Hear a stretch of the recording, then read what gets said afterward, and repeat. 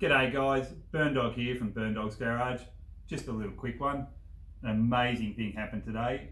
Working in the shop and a customer looks at me and goes, "You're the Rover guy, aren't you?" And I went, "Yeah." So yeah, he has spotted me on here. He's a member of the local Rover club but hasn't gone to any events yet. Didn't know that I had the shop.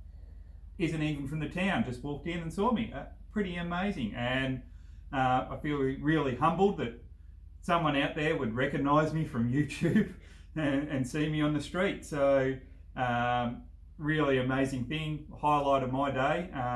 You also got to meet Belinda and we chatted Rovers. So if anyone does see me out there, really long shot I know down here in Australia, and most of you are in England, say hello. It's definitely a highlight for me, and I always like to chat a Rover.